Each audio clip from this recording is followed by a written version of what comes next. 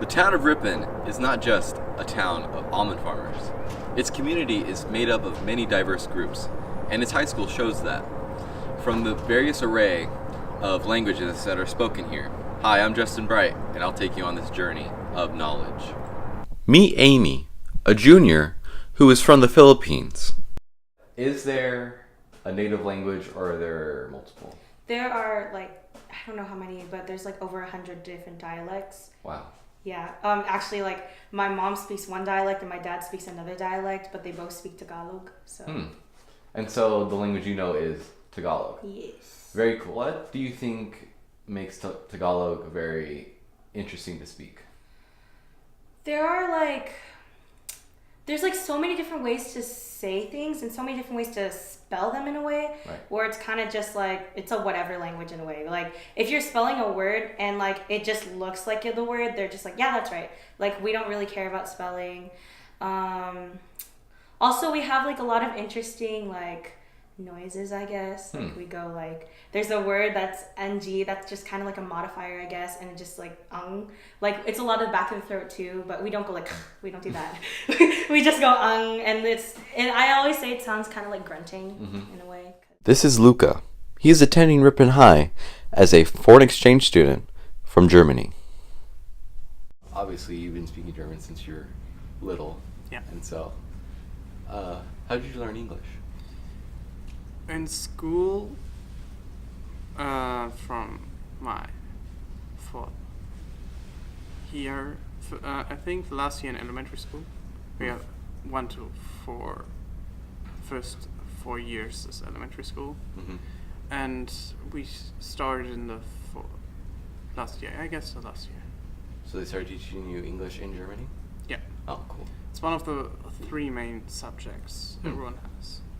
So every person who attended a school, what you have to do in Germany, should speak English. Yeah. This is Mina, a guy who emigrated from Egypt to live in the U.S. You probably have spoken another language other than English.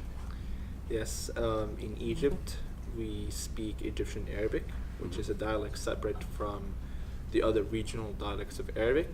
And we learn Arabic in primary school, in secondary school, and then all the way through college. It's a basic requirement for all Egyptian citizens. Right.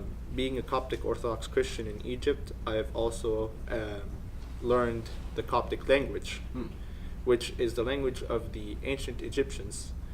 And that language descended from the ancient Egyptian language, from hieroglyphics and demotic and hieratic, and became the Coptic language, and it was spoken in Egypt for around 600 years. And it's been maintained since then, but has dwindled. What are some mannerisms of Arabic? How would you pronounce different things?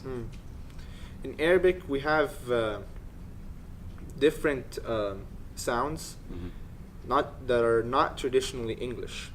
For example, we have the letter kh, which when I describe it to people, I tell them pretend that you're snoring, but you're awake. So it'll be like kh. For example, the word kharuf, which means lamb or sheep, or khatiyya, which means sin, so on and so forth. We have different pronunciations for K. So we have kaf, which is K, and qaf, which is a deeper sound of K mixed with Q. Not to mention all the other letters, Ain, Ghain. These 2 letters are not uniquely found in anywhere but the Arabic language. The last 3 people I interviewed were all students of Ripon High School, which is why for the last interview, I decided to ask a faculty member some questions. Here I am at H1, where Dr. Zamborski teaches many classes. How many languages do you speak? I would say that I speak 7 languages. Very cool. And what are those? Those are obviously Ukrainian, my native language, Russian, that I had to learn in the Soviet Union. Then I will talk about Polish as being my 3rd language. Then English, I would call my 4th language. French I would call my fifth language. Spanish I would call my sixth language, and Serbo-Croatian I would call my seventh language. So from the list that you just told me, so starting from Ukrainian, that's one you know the most? I would say yes, Ukrainian would the most, because I went and got education throughout K through 10, not 12, Right. for in Ukrainian, yes. And then in college I had to get education both Ukrainian and Russian. That was a requirement under the Soviet regime.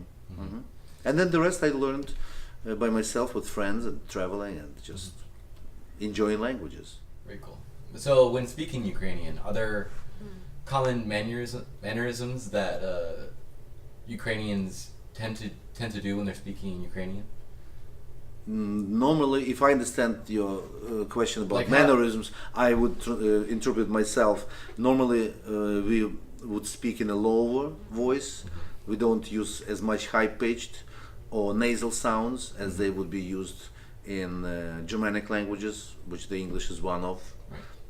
And so then we would probably use the high rise more often if I speak Western Ukrainian, such as where you going, high rise at the end instead of the low fall. Through watching this video, you've experienced the many types of languages that are spoken here at Ripon High School. I hope you enjoyed it. This is Justin Bright for RHS Spoke Signal News. Back to you.